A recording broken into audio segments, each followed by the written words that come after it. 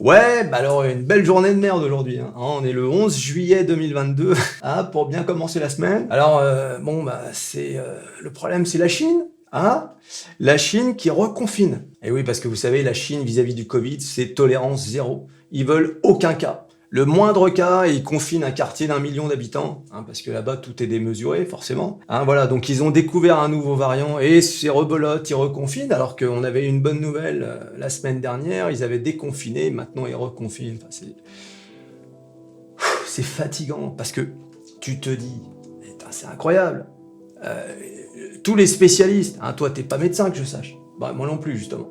Tous les spécialistes, hein, les cons qu'on voit à la télé, te disent que c'est parti pour durer. Hein. Comme la grippe. Hein, la grippe, on connaît ça depuis qu'on est né. Hein. Donc vous imaginez si la Chine à chaque fois reconfine dès qu'il y a un nouveau cas, un nouveau variant, on va jamais s'en sortir. Quoi. Alors, c'est peut-être un mal pour un bien. Parce qu'à force de confiner comme ça, la Chine commence vraiment à poser un vrai problème à l'économie mondiale. Et du coup, il y a des pénuries de semi-conducteurs, de plein de choses qui nous venaient de Chine. Et justement, l'Europe commence à se dire, bon, bah, il est peut-être temps de construire les usines chez nous. Alors, ce mouvement avait déjà commencé avec le Covid et les masques. On s'est dit, on n'est même plus capable de fabriquer les masques. Donc, on s'est dit, allez, maintenant, on va devenir indépendant sur ceci, cela. Et là, la Chine, à force de confiner comme ça, peut-être que maintenant, on va avoir des usines qui vont revenir en Europe. Alors, bien évidemment, faut pas rêver.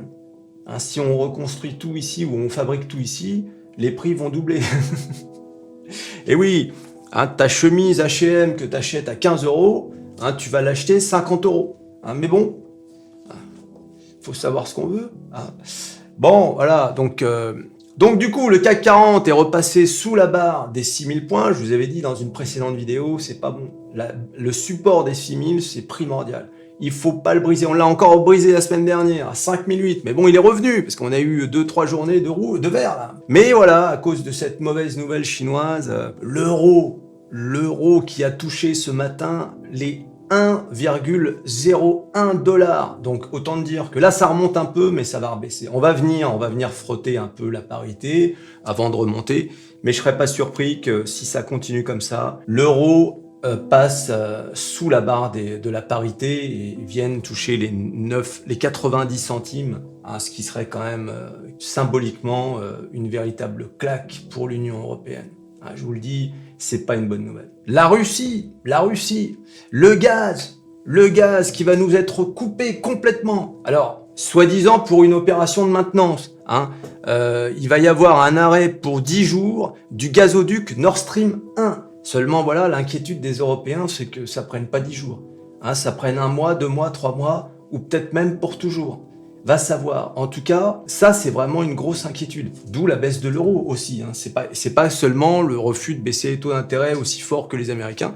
C'est aussi l'histoire de la conséquence de la guerre en Ukraine. C'est vrai que c'est une vraie saloperie, cette guerre. À nous, en tant que Français, forcément, on regarde le prix à la pompe, les conséquences sur l'inflation, etc. Mais bon, il y a quand même une guerre, quoi. Hein. Donc là, c'est vrai que c'est difficile de se positionner, d'avoir un avis. Hein, je comprends, les uns et les autres, les arguments sont valables dans les deux sens, mais c'est vrai qu'on est en temps de guerre, donc là c'est dur, hein, c'est dur. Donc l'histoire du gaz, c'est surtout pour l'Allemagne, hein, parce que Nord Stream 1, ça alimente toutes les usines allemandes. Tu t'imagines si les usines allemandes ne peuvent plus construire?